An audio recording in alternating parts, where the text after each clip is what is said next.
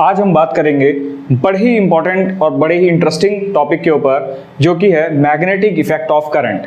देखिए, करंट के तो बेसिकली काफ़ी सारे इफेक्ट्स होते हैं। केमिकल इफेक्ट हो गया, हीटिंग इफेक्ट हो गया, मैग्नेटिक इफेक्ट हो गया। लेकिन यहाँ पर जो हमें इस चैप्टर में डेप्थ में पढ़ना है, जो हमें एक डेप्थ क्लियरेंस लेनी है, वो लेना है हमें मैग्नेटिक इफेक्ट का। और ये मैग्नेटिक इफेक्ट इतना इंपॉर्टेंट है कि इसी से आगे चलकर हम डीसी मोटर, एसी जनरेटर जैसे बड़े बड़े जो इंस्ट्रूमेंट्स हैं, इनके बारे में भी जान पाएंगे कि इनका प्रिंसिपल किस बेस पर आधारित होता है। ठीक है, तो शुरू करते हैं मैग्नेटिक इफेक्ट ऑफ करंट। इसमें सबसे पहले मैं आपको बताना चाहता हूं कि इसकी शुरुआत कहां से हुई। देखिए, मैग्नेटिक इफेक्ट ऑफ करंट का पता चला ऑयस्टर एक्सपेरिमेंट्स। ऑयस्टर साइंटिस्ट ने एक एक्सपेरिमेंट परफॉर्म किया, जिससे उसको पता चला कि जो करंट है किसी वायर से अगर फ्लो करेगा तो उसके आसपास जरूर कुछ ना कुछ मैग्नेटिक फील्ड सेटअप होती है। तो उसके लिए क्या करा, उसने एक सिंपल एक सर्किट बनाया, और ये वायर ए बी आप देख रहे हैं, ये एक कंडक्टिंग वायर यूज करा। ठीक है, इसके बाद जैसे ही इसने की को प्लग इन करा और यहां से जब करंट यहाँ पे फ्लो होना स्टार्ट हो जाएगा, तो एक चीज आप ऑब्जर्व करेंगे कि अगर एक मैग्नेटिक कंपास आप इस वायर के पास लेकर आते हैं तो मैग्नेटिक कंपास डिफ्लेक्ट करना शुरू कर जाता है। वो डिफ्लेक्ट कब करेगा?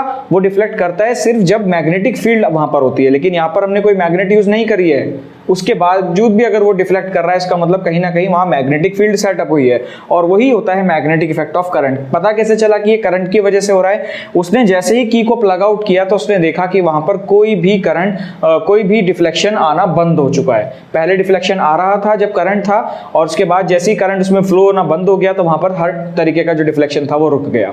इसके बाद फर्क पड़ता है कि क्या इस करंट का स्ट्रेंथ बढ़ा दें तो मैग्नेटिक फील्ड पर कोई चेंज पड़ता है। तो उसके लिए हमने क्या करा, यहाँ पर एक रियोस्टेट को यूज किया। रियोस्टेट्स की वैल्यू को रेजिस्टेंस बढ़ाने और घटाने के लिए यूज करते हैं। उससे करंट का जो मेजरमेंट है, करंट का जो मैग्नीट्यूड है, वो सर्किट में बढ़ता घटता रहता है, जिसकी वजह से क्या होता है कि यहाँ पर जब करंट का मैग्नीट्यूड बढ़ेगा या घटेगा तो उसके अकॉर्डिंगली मैग्नेटिक इफेक्ट भी बढ़ता या घटता रहता है। इसका मतलब कि करंट जरूरी है मैग्नेटिक इफेक्ट के लिए, और दूसरा स्ट्रेंथ ऑफ करंट। ज्यादा स्ट्रेंथ होगा, ज्यादा करंट होगा तो मैग्नेटिक फील्ड भी ज्यादा प्रोड्यूस होती है। अब हम कुछ और फैक्ट्स जानते हैं मैग्नेटिक फील्ड और मैग्नेटिक फील्ड लाइंस के बारे में। देखिए, यहां पर आप देख पा रहे होंगे कि मैंने एक मैग्नेट बनाया हुआ है। तो मैग्नेट के लिए दो पोल्स जरूरी है, नॉर्थ और साउथ पोल। अब यहां पर मैं आपको कुछ चीजें क्लैरिफाई कराऊंगा according to the magnetic fields. ठीक है, सबसे पहले आप ऑब्जर्व करेंगे कि जो फील्ड लाइंस हैं ये निकल रही हैं और नॉर्थ से साउथ में जा रही हैं फील्ड लाइंस। ठीक है, और ये फील्ड लाइंस जो होती हैं ये इमेजिनरी फील्ड लाइंस होती हैं, मतलब कि ये हमें दिखाई नहीं देती हैं। सिंपल हम इनको एज्यूम करते हैं, मानते हैं कि ऐसे कुछ है।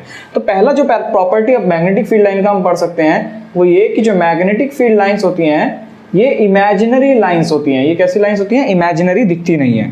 ठीक है, दूसरा बड़ा इंपॉर्टेंट पहलू जो है वो ये कि मैग्नेटिक फील्ड लाइंस नॉर्थ से निकलती हैं और साउथ में एंटर करती हैं। सो मैग्नेटिक फील्ड लाइन जो ओरिजिनेशन होगा, इसका origination that would be from the north, and जो इसका टर्मिनेशन होगा that termination will be on south.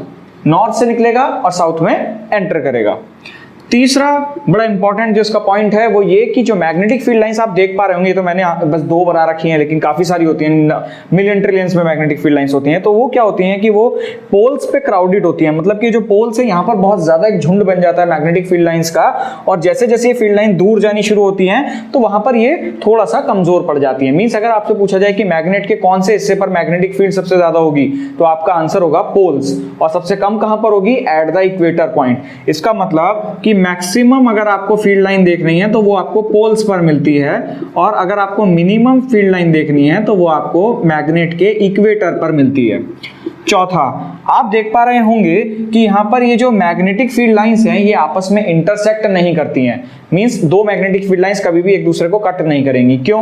क्योंकि अगर मैग्नेटिक फील्ड लाइंस एक दूसरे को कट करती हैं तो जहां पर, क्योंकि मैग्नेटिक फील्ड लाइंस जो होती हैं इस पर अगर हम टेंजेंट ड्रॉ करते हैं तो वो हमें मैग्नेटिक फील्ड की डायरेक्शन बताता है। पहले तो ये समझना जरूरी है, टेंजेंट ड्रॉ करते हो तो वो हमें मैग्नेटिक फील्ड की डायरेक्शन बताता है। दूसरा, अगर ये कट करती हैं, फॉर एग्जाम्पल एक मैग्नेटिक फील्ड ऐसे है और एक मैग्नेटिक फील्ड ऐसे है, ये दो मैग्नेटिक फील्ड्स एक दूसरे को कट करती हैं, तो एक टेंजेंट आप देखेंगे नीचे की तरफ जाएगा और एक टेंजेंट आप देखेंगे इधर जा रहा है। दो टेंजेंट मतलब कि दो डायरेक्शंस, दो टेंजेंट मतलब कि दो डायरेक्शन, जो कि पॉसिबल नहीं होता। क्यों? क्योंकि मैग्नेटिक फील्ड की एक ही डायरेक्शन होती है, फ्रॉम नॉर्थ टू साउथ। इसलिए two magnetic field lines will never intersect. So two field lines will never intersect. Again, I am repeating, what is the reason? Because if they intersect, then at the point of intersection, there would be two tangents, and two tangents means two directions, and two directions of magnetic field lines are not possible. So all these are the properties of magnetic field lines. You can similarly read the fifth property, that if the magnetic field lines are parallel and equidistant to each other, if the magnetic field lines parallel हैं और equidistant हैं एक दूसरे से, तो उस field line को कहा जाता है uniform field line, uniform field line. तो ये सब कुछ जो है बड़े इंपॉर्टेंट टर्म्स है related to the magnetic field and magnetic field lines of a magnet. ये हम इसलिए पढ़ रहे हैं क्योंकि आगे हमें जरूरत पड़ेगी कि हमें पता होना चाहिए कि मैग्नेटिक फील्ड्स जो होती हैं उनका क्या प्रॉपर्टीज होता है, किस तरीके से वो यूज में आती हैं।